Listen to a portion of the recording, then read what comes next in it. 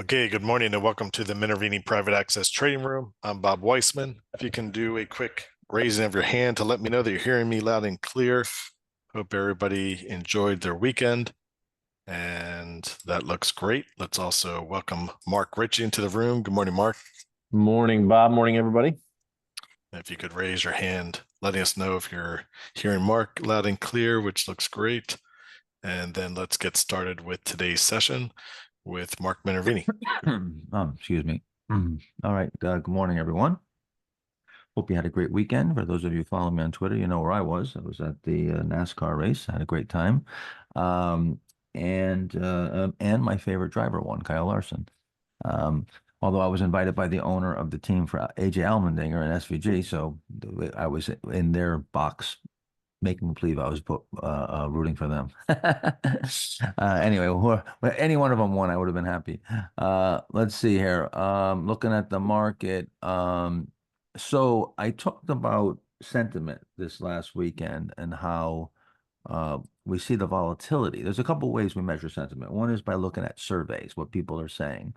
Another one is looking at what people are doing by looking at figures like put ratios, put call ratios.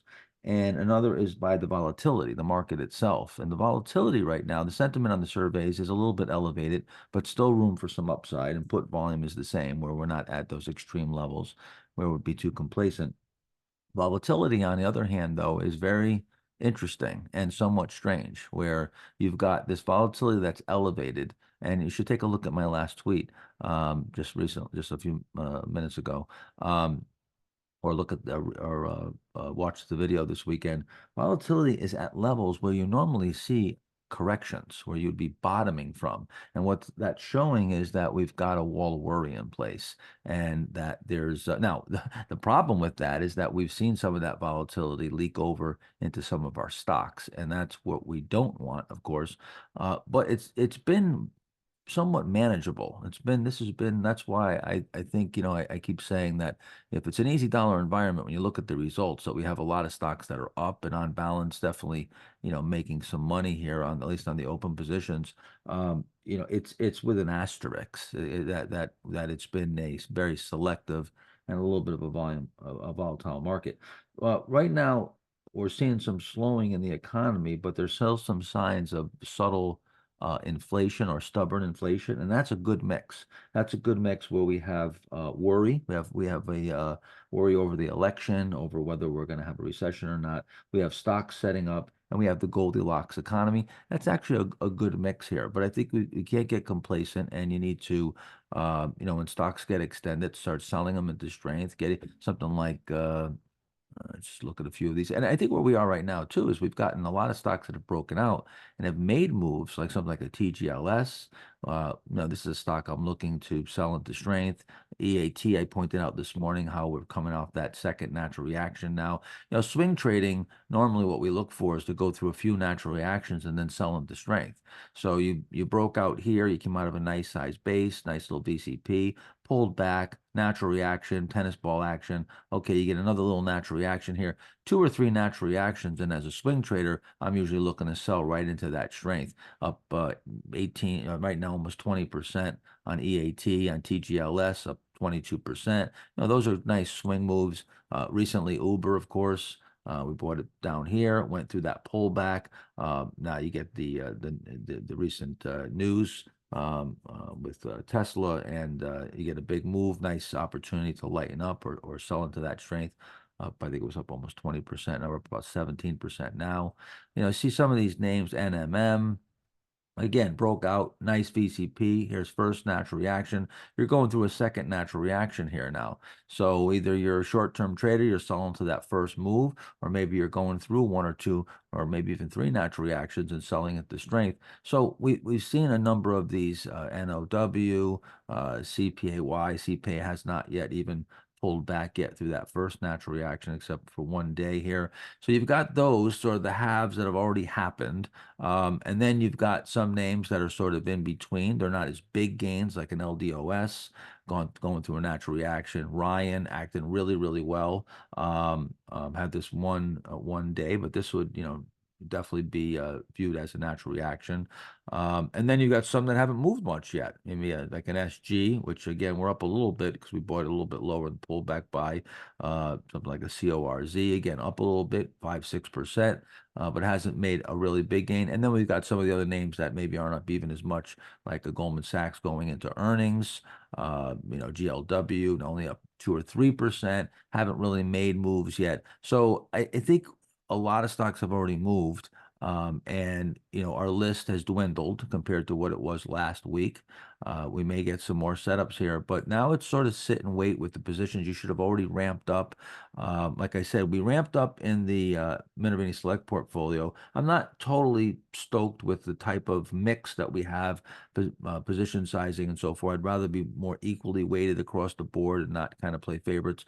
We kind of moved with the market, but we are heavily invested. So certainly if the market should rally here, we should participate. So let me see what you guys are thinking, and we'll get to your questions now. All right. First question, Mark, was being asked by Steve. Last Thursday, select portfolio went 25%. I think that means up 25% to 125% exposure while not having any backlog profits. I understand there were a lot of setups and they were triggering. Was this a proper application of progressive exposure? I'm not sure that's exactly accurate. I don't know, Mark, is that an accurate criticism? Yeah, I mean, we went up and then we came back down. Are we talking about? Yeah, sorry, Brandon was talking to me as well. Yeah. I mean, listen, were we being aggressive? Yeah, but if you again, this is where I would just say, look at what we bought and how tight they were. And where our worst case scenario, and that's sort of what we're always looking at. Okay, is our worst case scenario going to take us? Where's it going to put us? And Yep. we were still, kind of, going to be right around where our prior lows were, even if we got clocked on everything. And we picked, for lack of a better word, the merchandise, where the risk was the tightest. Yeah, I mean, But being aggressive, we did have a little bit of traction, and I think some of the whipsaw that we experienced was self-induced because we were so tight on some of the stops. But we also have to look at the focus list, what's happening. We were missing out on some areas that were moving because if you're going to be real tight on the risk, sometimes you get knocked out and you get sidelined, and stocks take off. So it's a mixture of your point of we didn't have maybe big profits, but this is where I think there's a misunderstanding where we're not looking to like now after all these stocks. That's why I just made the opening statement that I made. When you go back and you look at these stocks that we have on open positions that are up 20%, 22%, 19%, 18%, 17%, those are all bought back in September, 9/12, 9/17, 9/11. October 1st, September 12th, September 16th.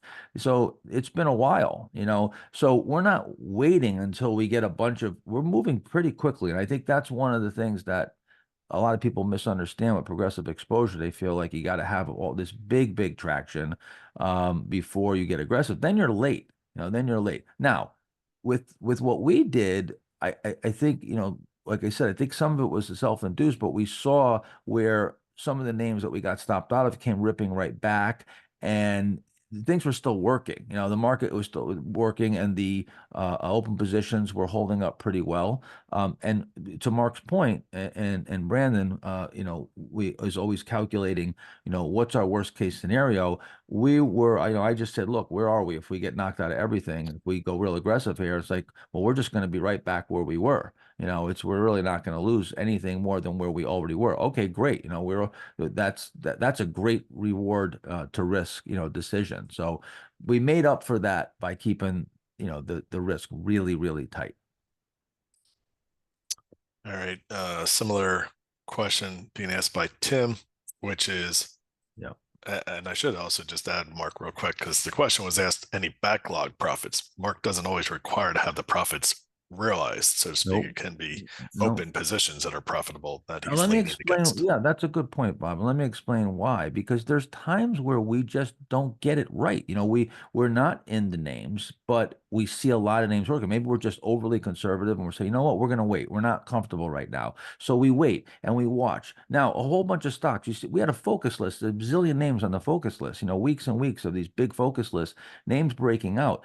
Well, that's enough, but it's not enough for us to take big stops. You see, now if we're going to take big stops and we're going to use 8% stop losses, well, now we get knocked out of everything. We're down 8-10%. That's not acceptable to me. So now I'm using, instead of backlog profits, as Bob just said, we're using, you know, the evidence that we're seeing from breakouts and going in, but from a very low risk standpoint, keeping those stops really tight. And that's a balancing act that sometimes is difficult and comes back to bite you, because now, you know, you get whipped out of some names and they really don't act that bad, but you're so tight that you start getting whipped around. But I'd much rather do that and not lose any money and then come back another day and maybe get behind the curve a little bit, because I can make it up. Once things start going well, I can make it up pretty quickly, then get myself in a big hole.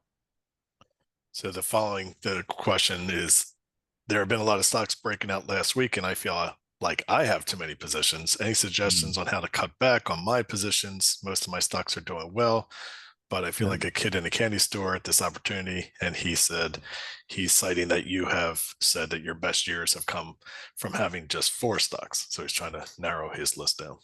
Well, I mean, look, not necessarily. I mean, you know, I wouldn't say my best years have come when I have 4 stocks. I'm not sure I said exactly those words, but I understand where you get that from. Um, my goal is to have concentrated positions, very concentrated. So that's my goal.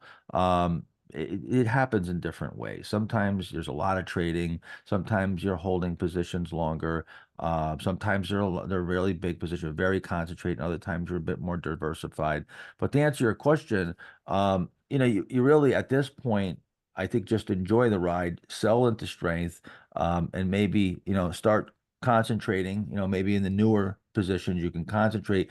What I would do is, if you feel like you're getting late here and we start getting where it starts getting, the air gets thinner as far as like there's not as many setups. And like I just said, you look back and a lot of stocks have already moved. Okay, well, you've got the backlog profits. You start trimming off and selling the extended names. The new names that you go into, say something like, you know, where, you know, today, something like an STX. Well, in these, maybe you go bigger, but you go in with tighter stops, and now you know exactly what we were just, you know, saying, that we're not gonna lose any money going to principal. Well, same thing when you start getting big profits, you don't want to give those back either. Now that's one way. The other way I do it is I get smaller as I get, and I don't know, Mark, you guys, you know, you and even Brandon can maybe comment on how once we're, you know, doing really well, we don't want to start chasing everything up. We're actually, you know, pairing off into the strength. And then I sometimes will just keep trading, but I get progressively smaller and smaller. So I'm just sort of adding some, you know, some whipped cream on the top. If I've got a decent return, I go into the protection mode, or I start really choking off as you know, we get later and later in the game. I really start tightening up and choking off not only my profits, but the newer positions. I don't know, Mark, you have any comment on that? Yeah, I was going to say, I like, you know, if things have been running well for, you know, usually weeks, and, you know, Mark made an important point right now. And if you saw the last 2 weeks, the list was really large, and we had a lot of breakups just starting to work. Well, then when the list sort of comes in, that's where you just sit. But sometimes you get another wave and you get another wave, and you're holding an existing group of names that are all working. That's when I'll tend to get even tighter, either on new stuff or tighten up old stuff, because you just want to avoid having, you know, you use, I think, the roulette example. I'm not a gambler, but where you've got so many bets on the table and then you just get clocked on everything. So you've got to account for that. And then the other thing, as I was going to say, I'll sometimes just be tight on new and even tighter on new entries, where I'm willing to add more exposure. So long as breakouts are working and they're following through, I want to keep swinging. And then I'm just looking for that. What's that sort of first sign where you get clocked on something, and then just tightening everything up? So another thing I want to point out, and over my whole career, is something that I kind of live by, and that is that, and I noticed that there's times where I get managing the gains very wrong. You know, I sell them way too soon. I very seldom sell them late and like let a lot of gain disappear. But I don't manage the gain sometimes very well, or even the exposure. I get the exposure wrong, and I'm heavy in names that aren't working. I'm light in names that are. I find that sort of works itself out over time. There's times where it'll be where you get it perfect, and you're heavy in the good names, and you're light in the names that don't work out, and it sort of averages out. But the one thing that I'm only concerned, and I never ever want to get wrong, is the managing the risk side. So I feel like even the way we've managed the Minervini Select portfolio is where, yeah, we probably did not get it very right on the position sizing, maybe, and even, you know, maybe I'm not even sure if I should say the gains, but definitely on part of the what's happened isn't happened perfectly, but the risk side has been managed absolutely stellar. And that's why we've been able to go through long stretch of not having a winning trade and never being down. I think the maximum we've ever been down has been 3%, somewhere around that neighborhood. So that's the key. That's the real key. We'll eventually we'll get it right. You'll be in the right place, the right time. You'll smash it out of the park. You know, that comes, but the risk never manages itself. So that's all we're really ever focused on, you know, mainly. And then we know we're going to get it. We're going to get it wrong. You know, a lot of times we're constantly making errors, but we don't want to make errors on the risk side. Certainly, and at the expense, the risk side being at the expense of the other side. All right, playing right off of that, Eric's question. I've heard Mark mention that drawdown should be kept to mid-single digits if possible. However, in calculating peak to trough drawdowns from Mark Ritchie's returns in the tweet posted a few weeks ago, there have been a few peak to trough drawdowns seemingly in excess of 20%. Could you clarify what we should reasonably expect for drawdowns, and also if drawdowns get that high, what can you advise on clawing back from that without getting deeper into the hole? Yeah, so I'm not going to speak for Mark. Mark, I'll let you speak for yourself, but I certainly can say this, that, you know, when you look at drawdowns like that in Mark's performance, you look at a 14-year track record, I think it's 2 or 3 times. You know, it's to a couple months out of, you know, 14 years. So you're going to have, there's no way around having some type of drawdown at some point where, you know, you get excessively stopped out, or you get torpedoed in some way, or you maybe have some, you know, big exposure at a time. But Mark, I'll let you answer. That's really a question on your. Yeah, I'm not 100% sure what tweet he's referring to, because I don't remember tweeting that. But yeah, the other thing I would differentiate, though, is, you know, what sort of Mark talks about from principal versus from highs, you know, where the biggest drawdowns, you know, are, and they're still drawdowns, but, you know, look, if I'm up 80 and I give back 20, Yeah. I'm still up a large degree. But and then that's when, you know, it'll just like a stock, you kind of got to think of it, you know, where you've got to get conservative and look to rebase. And you want your equity line to move just like a stock does. And so, yeah, if you get in a period where, and my biggest drawdowns have usually started with large sort of give backs of open profits, where I didn't cut and run quick enough, or I had a lot of things on and everything sort of turned against me, but things were running well. So again, holding all those things in tension. But every time I have a, you know, a decent size, you know, anything even close to double digits, I'm getting very, very small and conservative. And this is where it doesn't matter how long it takes. The only way to, you know, prevent the hole from getting bigger is to stop digging. And the only way to do that is to shrink your size until you really feel like you're, again, getting your time and your traction back. I think I tweeted your performance at some point. I think I might have tweeted a chart. I don't know if there was a table with it too that showed. I think at one point I think I tweeted an Excel spreadsheet that actually broke it down. I can't remember. But I can say this too, as Mark's saying, as you are doing well and say you're up, this is where you open up your game. You know, you're going to open up your game. That's why if you take a look at Mark's performance, Mark and Brandon, my performance, you'll see that very seldom do we go back into principal too deep. That's where the losses are really kept very tight, the drawdowns. And you'll see like the equity really sort of just stair steps its way up. And there'll be periods where it comes off, but it's really you pull back. It's a stair step fashion. And then usually when you get these bigger downdrafts, yeah, they come from like almost like a stock. Just like if you look at the equity of a portfolio, if you're managing money the way we're managing money, you'll see that those swoons come from extended conditions in the equity, just like a stock, because that's where we're going to be having our nose the most wide open. And that's what I was saying. There's sort of this pyramiding. You look at a pyramid and you start off with small positions, and you go to big positions as things start working. And then now I was saying just previously, as it starts working for a long period of time, you start getting stretched. Then I bring the positions down again. So I start small, I progressively move up, and then I come back down. And sometimes with that, you're small for a long period of time and the market keeps working, but at least you're still participating, and you're getting smaller and smaller. And that has been one of the best methods for me not to have drawdowns from peak, is to get smaller as you start getting frothy. But again, it's subjective. Sometimes frothy happens in a couple months, sometimes it takes a year, and you're small for an extended period of time. And that's where you got to get rid of this Monday morning quarterbacking stuff and saying I should have, I could have. You're always going to be looking back and seeing that you could have done it better. But are you making more on your winners than you're losing on your losers? Are on balance, and are you managing the risk? And are you getting heavy when things are working well? And sometimes you're going to get light too quick. But as long as the differential between the profits versus the losses, there's a multiple there, and you're turning that over, you're going to rack up that return. That's the goal. Yeah. We're probably getting into some things. If you're new at this, certainly this is probably some complex talk where you're it may be hard to understand and follow some of this and sound like these are just words, but there's a lot, there's a lot there. All right.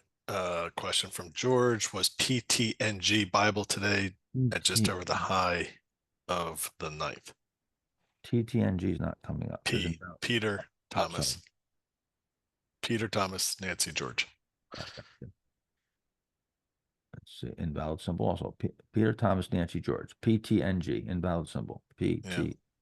No, That's what he wrote. Let's see. I don't have that coming up, so I'm sorry. Maybe he Try- transposed it. Tried P, PNTG. yeah, PN. I think it's PNTG. Yeah, PNTG. he transposed it, looks like. Yeah. So is this what Above the 9th. Was it Bible above the 9th?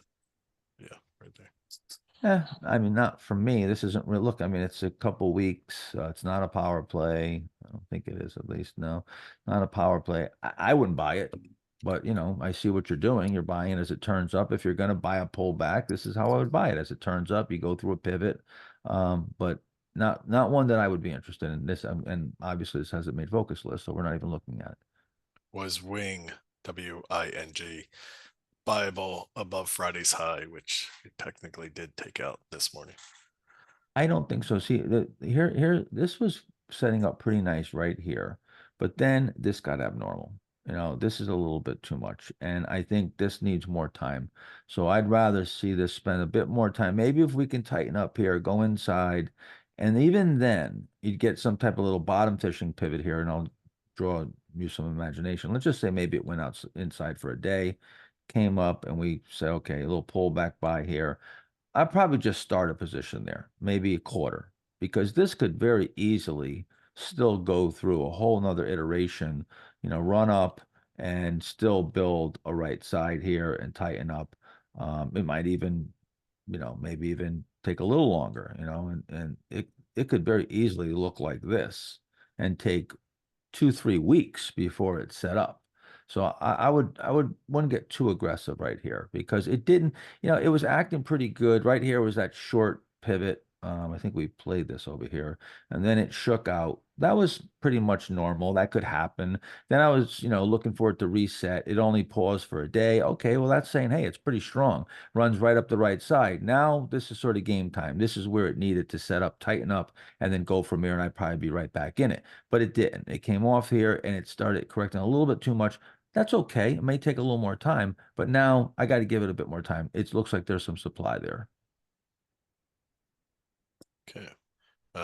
Michael's asking if you could please explain your buy of SG on the 9th for MSP and where did you place your stop? Yeah, SG. So on the 9th, I thought we bought it on the 8th, but I guess we did. Did we buy it when the pullback? We bought it on for the we highlighted and bought and added on the platform on the 8th, and then for the MSG we bought the pullback Right. on the 9th. Yeah, I mean, pull back into the range there.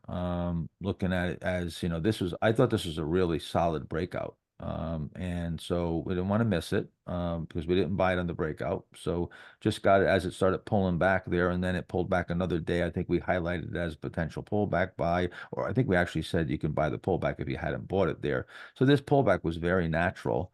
Where our stop was, I don't remember where our stop was, because our stop is updated every single day, but I know it was pretty tight. We weren't willing to give it too much room. And when we adjusted, it's again, this one's been a little bit volatile on the right side. So that's where we bought a smaller position, into that pullback, because again, we didn't buy it perfectly on the prior two buy points. Yeah, and it still hasn't gone. We're still waiting for it to see if it can take off here. But I think this one has been a victim of what I just talked about on the opening here of the volatility that's elevated right now, and in some of the stocks that are more market stocks. Incidentally, I was just in Charlotte, North Carolina, and downtown Charlotte, North Carolina, walking through the streets, and I, for the first time, saw a sweet green. So I've never even seen one. But Oh, is it? What is it? A food store? Yeah, it's like a salads and Oh, like a restaurant. It was very robotic looking, or very like it looked like a conveyor belt looking. It wasn't open. It was at nighttime, and I walked by it, and it had like all these it almost looked like this industrial kind of system. It was really pretty cool. I was hoping to see it in action, where the food was in these like. I was going to say, you didn't get your food David Ryan, containers. you didn't put your David Ryan hat on and go in there and start talking to employees and managers. No, I was going to, but I wanted to see it, but it was nighttime. I was going out to dinner. All right. Question from Sahil. For trading ticker symbol VIK, Mark Ritchie mentioned last week that it had a short pivot from 9/25 to October 2nd before the breakout. Can you explain what do we mean by short pivot? Is it just a number of days? Yeah, it's looking at symmetrics, also looking at the right here. This is what we're talking about. This is one that I really wanted to own. Probably should have bought it right here. Was hoping it would actually, maybe give us a little bit more tightening and a little bit more time. But short pivot just means whether, that right side, we would preferably like to see it drift down a bit, create some shakeouts, and then even go through. Optimally, I'd love to see this come off here, and maybe then show you what I would have liked to see in a perfect world. Hold on, sorry, this damn thing, man, it drives me crazy. And some more tightening, and maybe even, and I'm leaving big spaces here, of course, just for time. Sorry, this mouse is just, this tool always gives me a hard time. I would rather see it tighten up a little bit and shake out the low here a bit. I was hoping that I got that to deal with this supply on the left side. It just ripped out here, and now I'll look for some type of pullback, and maybe it'll still give us a chance to buy it. But this is the short pivot right here, moving just straight sideways, and not really building out that right side. Okay. I should also point out that this is very often a reflection of the market. Sometimes when you get you're in a correction or in a bear market and you come ripping off the lows and you get a V recovery, you'll get the shorter right sides. And then you get bigger bear markets or bigger corrections or more rounded out corrections that take more time, will allow the time for those right sides to build out further. But you really want to still forget about saying, hey, it's a V recovery, I'm going to play short pivots. If it's buyable, it's buyable, and that's all there is to it. And some are, just more perfect than others, but there is sort of a minimum bar that you want to set, and where this was buyable. This was buyable. Was it exactly perfect? No, but it was buyable, and that's why we highlighted it. Okay. Roberto says, I've been practicing reductions. Sometimes they work and I reduce my loss, and sometimes they just ruin a good trade. Yeah. 2 questions. Isn't it better to use them only when there are clear major violations and otherwise stick to my stop loss? And secondly, how much impact have the reductions on your long-term results? Can you review and then he gives a couple buys. Yeah. If you're new at this, it's probably a better idea to stick to the stop loss and wait for, the violations, like you said.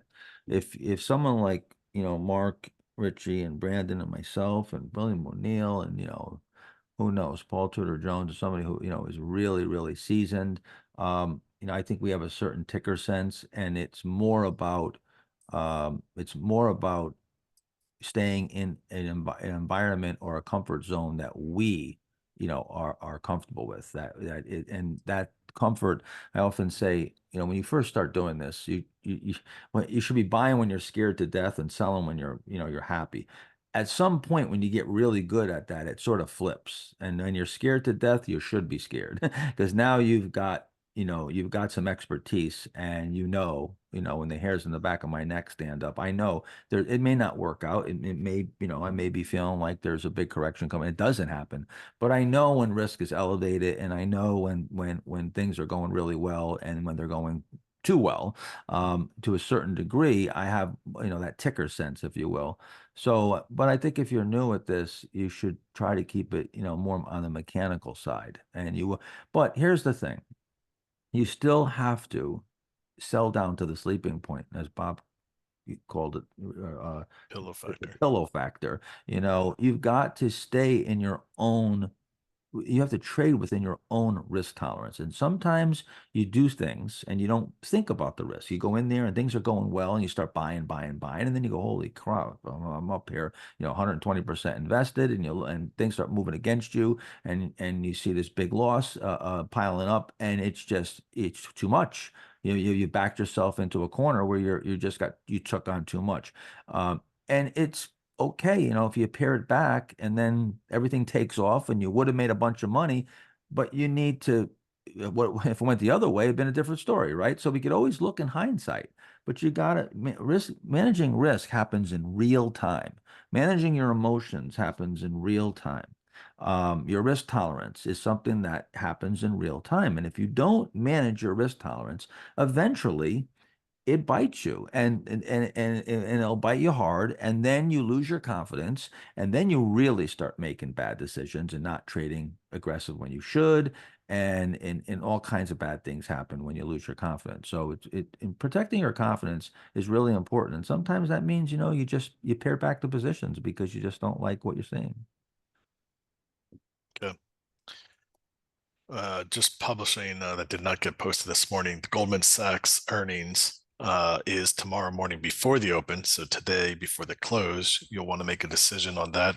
It does have about a 3.3% expected move. Mark, we have about a 4% profit in it. So yeah, I think we're going to stick with it. And even in the MentorMe Select portfolio, I think we're going to stick with at least a piece of it. Banking's pretty strong here. I saw BAC acted really good last day or so, and we're up. We have a little profit on it, and the applied volatility is not very wide. So I like that. And it doesn't mean we're not going to get a big pop on it if we're right, but we're probably not going to get torpedoed either. We have only Netflix this week on our open positions, but as I like to always remind you, when you're taking any trades, particularly now that earnings season has started in earnest, you really should always be mindful of whenever the stock you're buying has an earnings event. Mark. And on the, and on the open positions, we're up about, just about 4% on Netflix. Yeah. Roberto wanted to ask if you could also review his purchase of DSP on Fridays. Friday is where he bought it.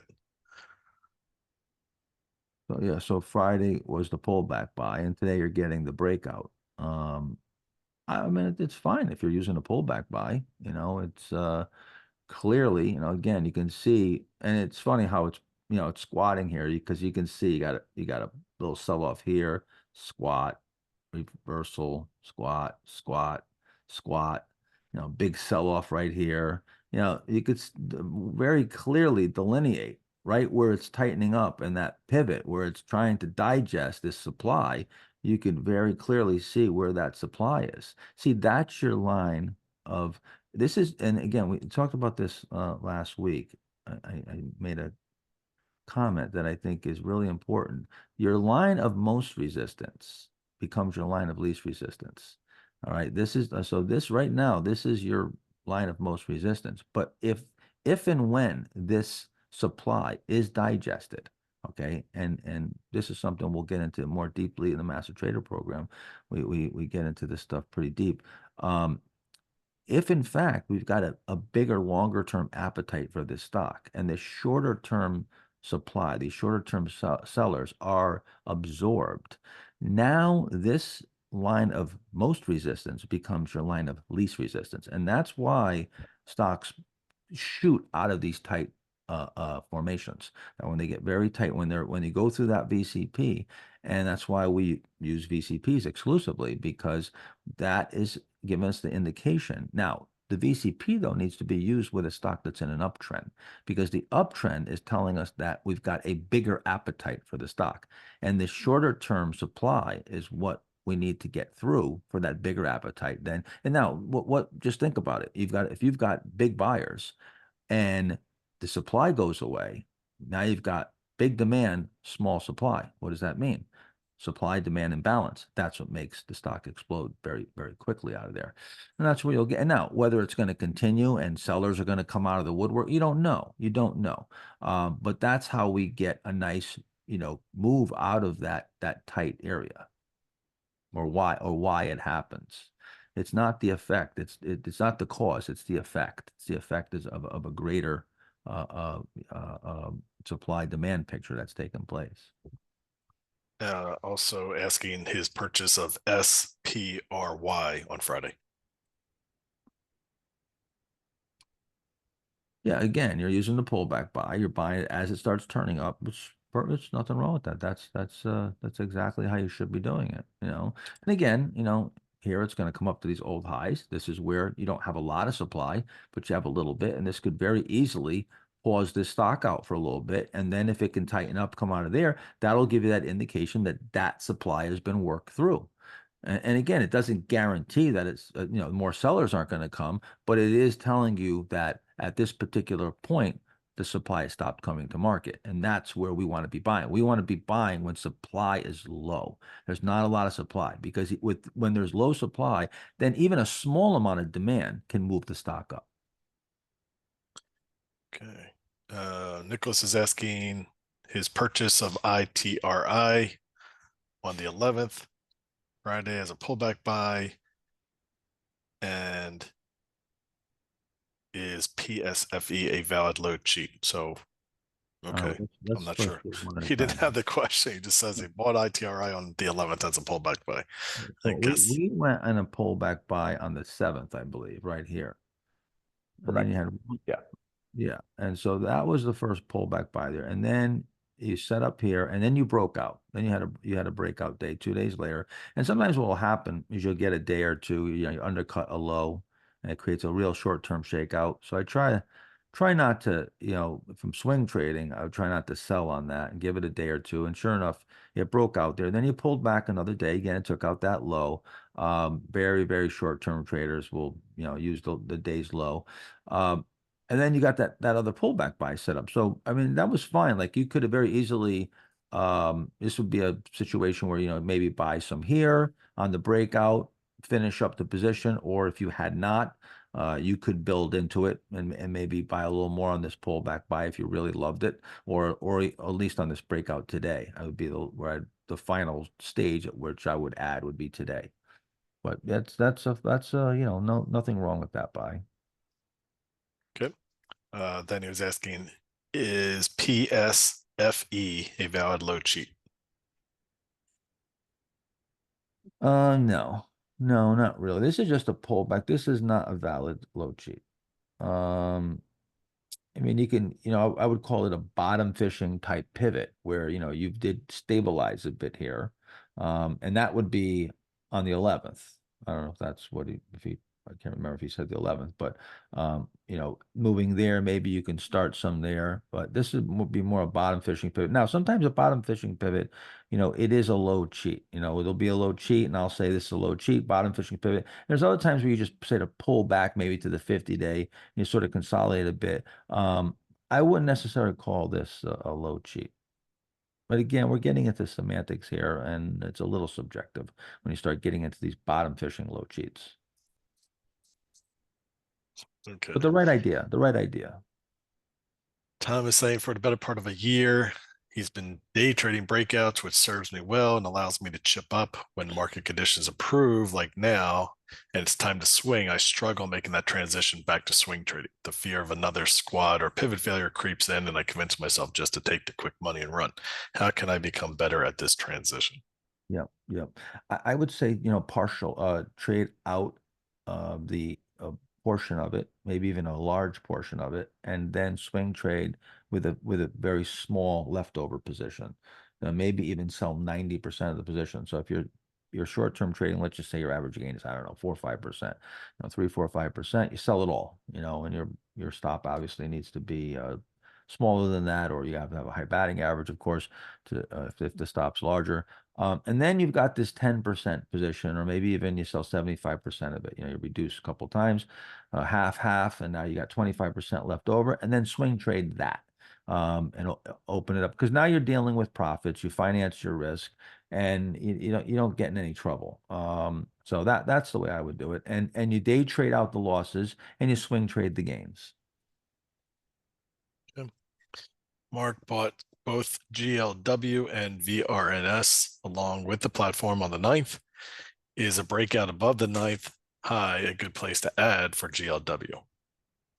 I wouldn't chase it up like that. No, I wouldn't. You know, this is one where the risk is low enough. It's really, it's super tight. It drifted back very nicely. I would have went, you know, full right here. And if not, then if you get some sort of maybe natural pullback, you know, maybe if this pulled back a little bit more, or gave you a pullback buy, you can maybe add it turning back up from there.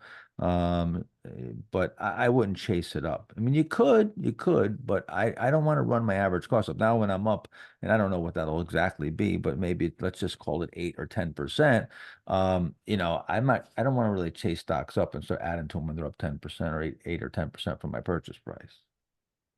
And is a breakout above the 10-10 high a good place to add for VRNS? Or do they both need a little more time to consolidate? See. The other 10-10 high. This is a similar type situation, maybe not as extended. I don't know. Again, I have to look percentage wise, but yeah, about 5% from this pivot. You know, again, I'm not big on chasing stocks up and buying them extended. I'd rather, you know, buy heavier right at the pivot. And even, you know, as it starts to work, if I'm going to chase it up, I buy some right through the pivot, and then maybe 1 or 2% up, I add to it. So I'm more looking to buy it right the first time than wait and then chase it up extended. Okay.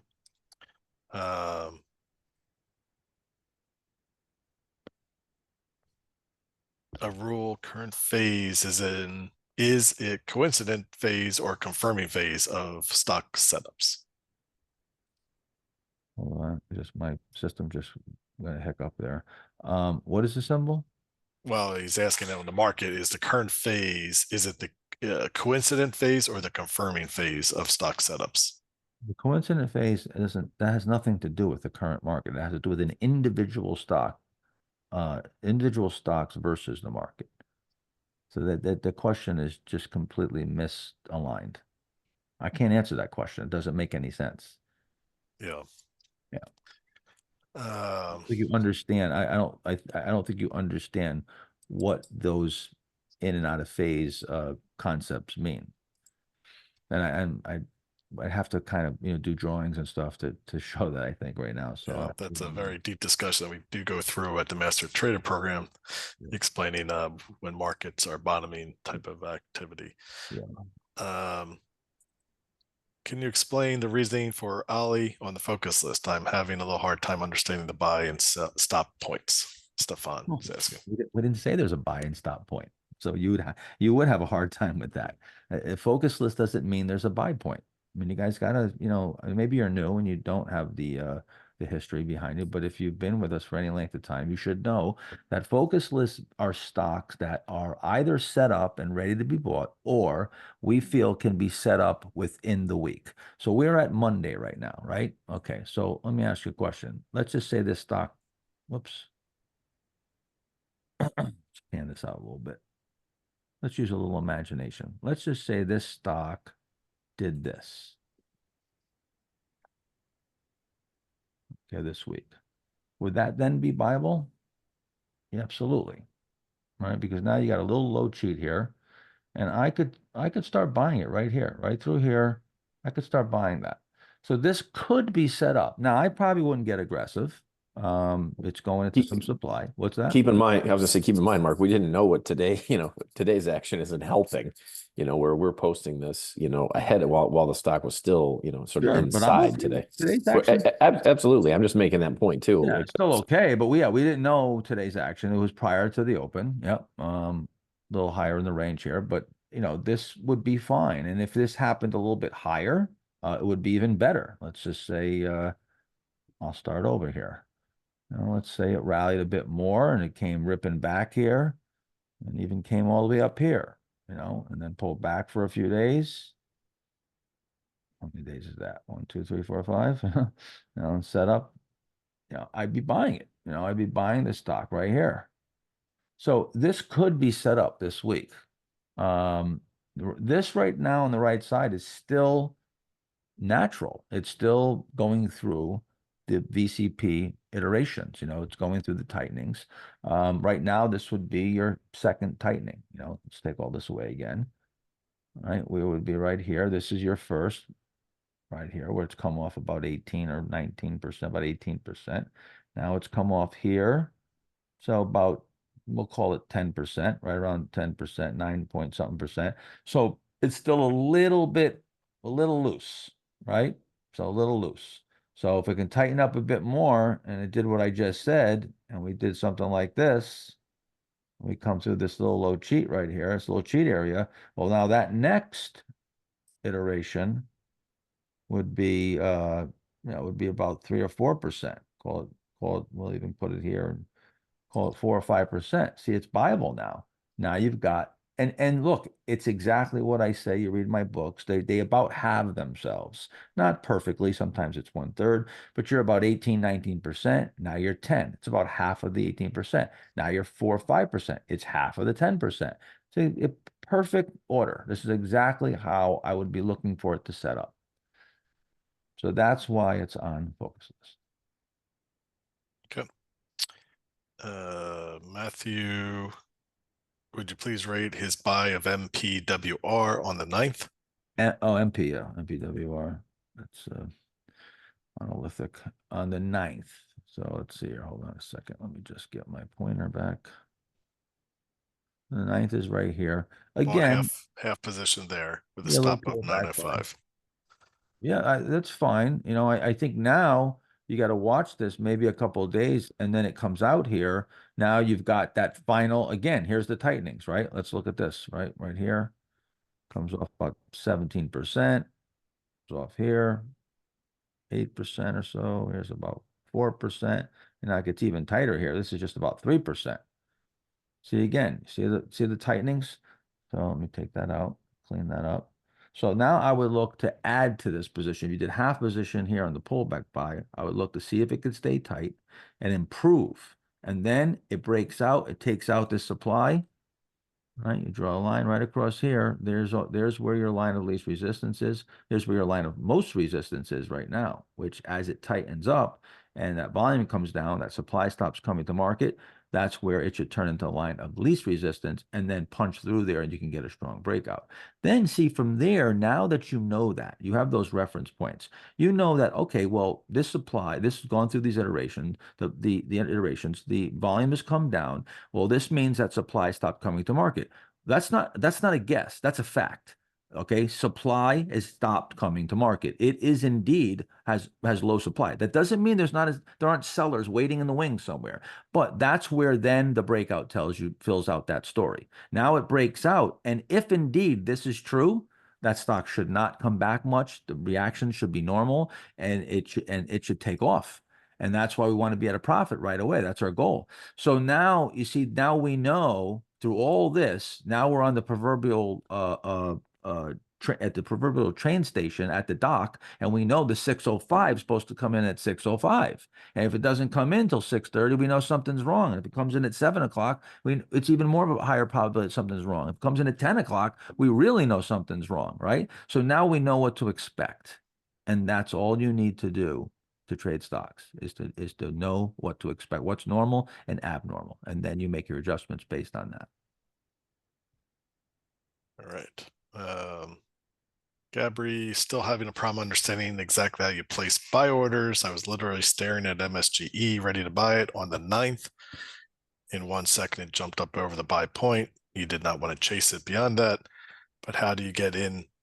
How did you get in it for the MSP? And did you buy before the 10.7 high buy point? Well, we tell you the price exactly where we bought Yeah, it. the price is right there where we bought it on the portfolio. So 41.75. 41.75. So it's as soon as it started going through there. I'll draw that in right here. 41.75, 74 right there. So yeah, so right on the now Mark and Brandon placed these orders. So I just give instructions. So And his question was, do you use so a buy they can stop? tell me how, yeah. Do you use a buy stop or manually placing the orders as a market order? Is the follow-up question. You guys remember on this? Generally, we're just using manual orders to the point, though, that look, there are some pivots where the stocks do move quickly. And look, there's sometimes, especially if you're trading size, where I go to buy some and I don't get all that I want. So the idea of you've got to be prepared. And then this is also where understanding how, when we say things, some names are thinner, they're a little spreadier. And then the environment. I mean, there are sometimes a stock pokes its head through a pivot and it doesn't go right away, and then it slowly moves its way out. So, each pivot point is a little bit different. I want to show you something here. Why would we go in here and go ahead and go inside? You can even call that, I don't know if it gapped a little bit, but let's just say it did. Let's say this is a quarter point little gap here. Why would we go in there and not look for a real traditional pullback buy where it goes inside and quiets down? Well, first of all, we may want to own the name. For whatever reason, we love the setup. I thought this was a really good setup, a good, strong setup. And I did want to own the name. But if we look at this low right here, this is got a great reversal, closed up here. If we were to now try to break out and then we come off and we take out this low, that would put in an outside day, all right? It would take out this key low that already undercut this previous low. So we already got a little shakeout here. This should hold. See, again, having reference points, this low should hold all day long if this thing is ready to go. Well, we know for 2.26% that we're wrong. See, that's the reason. That's the reason, that 2.26%. Your stop loss is like a selection. It's part of your selection tool. It in some cases, it actually is at the very end of the equation. It is your selection tool, because we can have a stock that sets up and it goes through a BCP, but if the stop is too wide, if we deem that we've got to let this thing go down 12% to know we're wrong, we're probably going to stay away from it, or we're going to have to use a mathematical stop and just sell it in no man's land where it doesn't show us technically that it's soured. But here we know that this isn't acting right. and we know for a very small price. And so that is really the key, to a lot of our decisions. So it's not as black and white as you look at the chart and go, oh, well, why did you buy here? It didn't go inside. There's a number of things that we're looking at, but it's almost all of those things come around one word and one word only, and that is risk.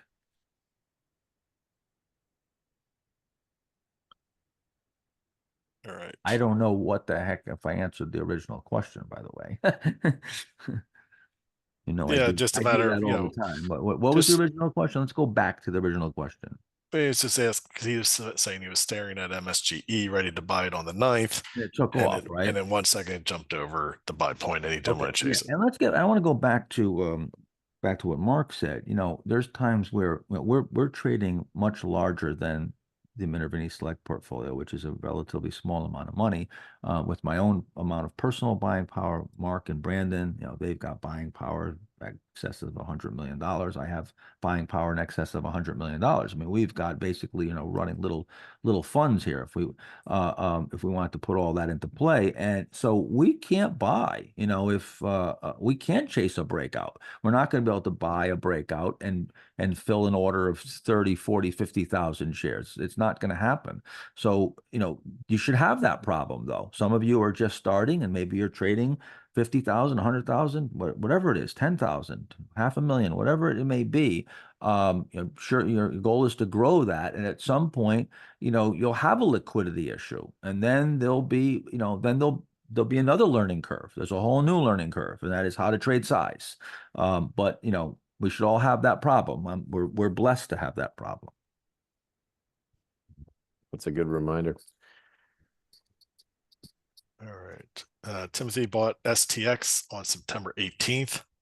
STX, yep. I like the way that's acting here today. This is really acting well. He would like to know why both of these stocks didn't make it to the focus list the day he bought them.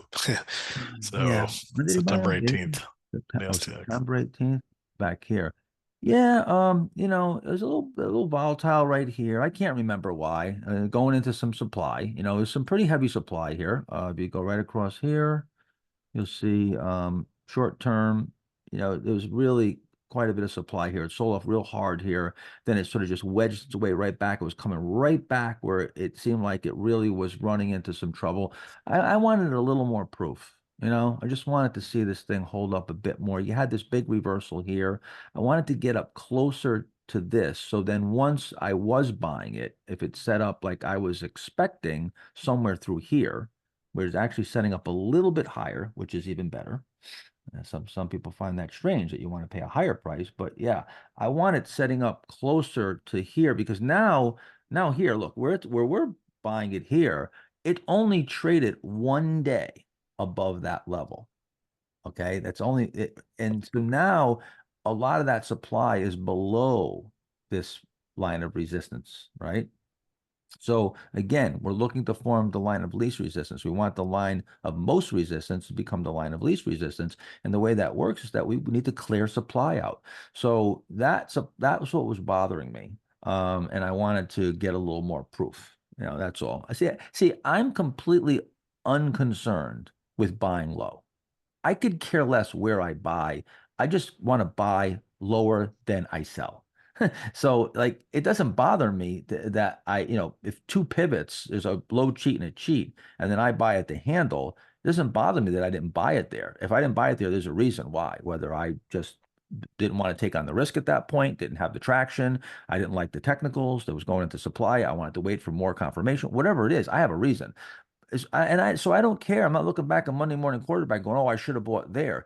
But we do want to go back and put it into TradeGrader and see what kind of decisions we're making and whether we stuck to our plan or not, and whether we made a good buy. Would this have been a good buy here on 9/18? I don't think it would be a terrible buy. It would be a more aggressive buy. So maybe you're being more aggressive at this point, but maybe you have more traction than me at that point, or your appetite for risk is higher, or your position size is smaller. I don't know. It could be a number of things. You have to assess that yourself. So this has a pivot. It is definitely a little cheat area, a low cheat area. So this would be a low cheat pivot. It was just one that I decided not to take. All right. He was also asking Broadcom. He purchased on October 3rd. Same question. If you can share why it wasn't on focus list October 3rd. Yeah, so that's probably over here, right? Yeah, I thought we did put this on focus, or maybe we put it on over here a couple of days later. Yeah, I mean, yeah, this was a little wild, a little bit wild action. I think Yeah. it could have been. I think it could have been. I just looking for it to tighten up a little bit more and give me just a little bit better look. Monday the 7th is when we did put it on. Also, here's the other thing too. Um, Looking back at this last few weeks, we had a lot of focus list names. It wasn't like we were in need of them. Sometimes when there's no names, we're sort of low, putting up the best of the worst. But when there's a lot of names, then we say, you know what? Why stretch here and put something why not wait for it to set up perfect when there's already a whole bunch of names that people can trade? So that's another part of it. That's another part of the decision-making process. Yeah. I think that's an excellent reference. George, could you please comment the action on CPNG? Is it positive or negative that the price stays so many days in such a tight range after the breakout? Oh, it's definitely positive. Definitely positive that we're going tight here. That's showing a lack of supply, a lack of selling. And this would be deemed a natural reaction. If we can get into new high ground now, especially if the volume kicks in and we get a good move to the upside, we would look at that as tennis ball action. But yeah, look, O'Neill said something. There's a few every now and then I point out some things that O'Neill either told me personally or I studied and read about him and that were major pivotal points, in my trading. And one of them was, and this is in O'Neill's book. I believe it is. I think it is. He said the best thing the worst thing a stock can do is break and not be able to rally. The best thing a stock can do is move up and not pull back. So that's what tells you there's supply or there's no demand. Stock breaks, and that's why we use what we call a ledge. When a stock breaks and it just moves sideways and it puts in that sort of what I call a ledge, that's showing that there's no appetite. The stock is down and nobody wants to bottom fish it. No funds are coming in and going, hey, this is a bargain. It just dies and can't rally. That's the worst sign that a stock can do. The best sign is that a stock goes up huge and then doesn't correct. And that's why a power play is so amazing and powerful. A high tight flag is so powerful because the stock doubles and then it doesn't correct more than 15-20%. You would think stock goes up 100% in 4 days. Everybody be taking profits, and it doesn't. Why is that? Well, and I can assure you there's a lot of profit taking, but it's being absorbed. It's being absorbed, and that's telling you that there's some big buyers there. And then when that volume comes down, all the supply is gone. That tells you the supply is gone. So that tightness in price and volume coming down, that's what tells you the supply is not there. So we don't want supply. We want demand. We want a lack of supply and a lot of demand, and that's what makes the price go up. All right. Also, he had a follow up. Provided this price stays tight in the next days, would you add to the position? Doing an add and reduce strategy if the price breaks above the tight You range. could do that and then add and reduce. You could use that technique, but that has to be then married in with the technicals.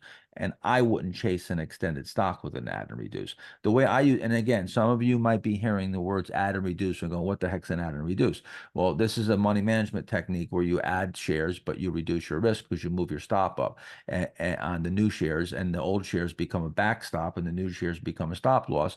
This is a technique. We talk about this in the Master Trader program also, and from time to time I've gone over this. I usually use the add and reduce, buying from a low cheat and then adding at a cheat or a handle, or buying from a cheat and then adding to a handle. I'm usually using the add and reduce within the base, not after it's moved up out of the base and gets extended. Yeah. Uber, Mark, would be maybe a recent example. Yep. Let's bring that up. So we originally, we did add. Yeah, we had to do that. Yes, it was, so we bought it right where you were highlighting it, and then we added and Was it over here? yep. Okay, so then we added here, I think on the 4th, right? was the 7th. We actually waited for follow through a little bit.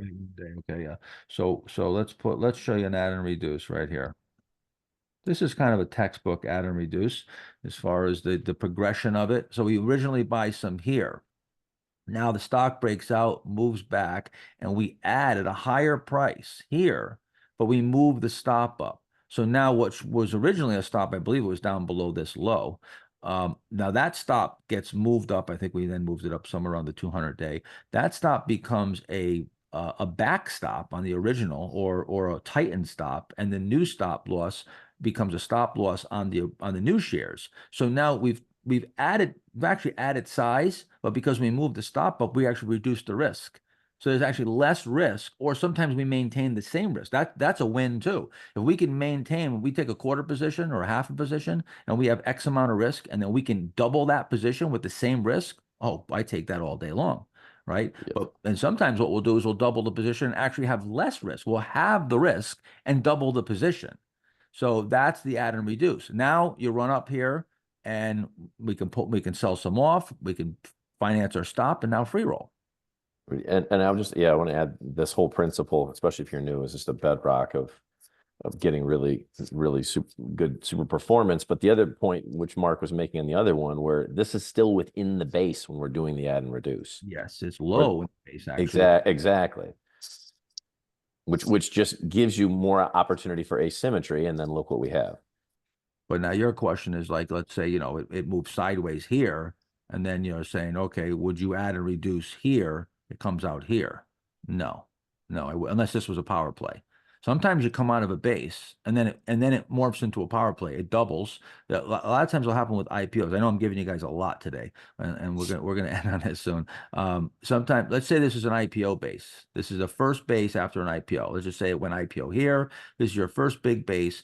You'll see a lot of times, I shouldn't say a lot of times, but there are often you'll get an IPO base, it'll set up, and then it'll blast off and it'll turn into a power play right out of the IPO base. Those are my absolute favorite plays. That's really showing you incredible strength. And you can, under that scenario, you could add and reduce, or you could add.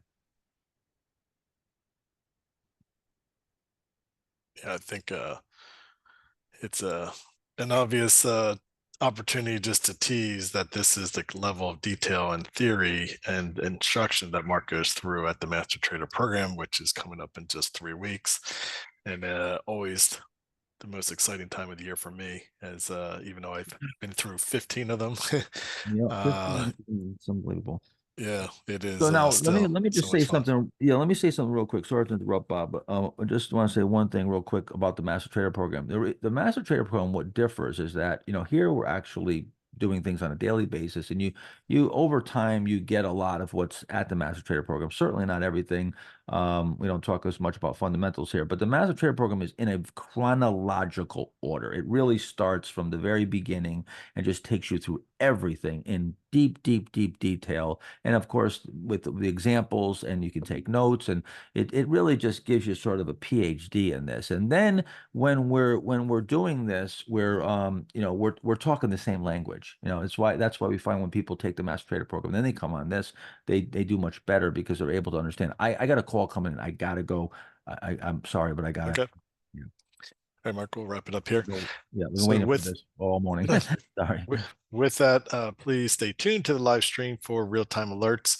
Throughout the remainder of the week, we'll have the opportunity for more questions and answers with Mark Ritchie and Brandon on Thursday.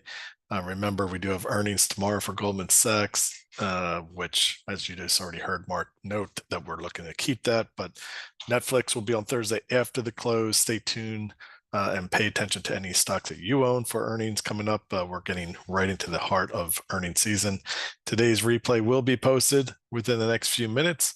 If we didn't get to your questions today, because we did get into some deeper answers with a lot of questions, just hold those and post those for next time. And of course, we'll try to get through as many of them as we can each time. With that said, Mark and Mark, thanks for your time. We'll get back at it, guys, and we'll look forward to speaking to you soon. All right, take care, guys.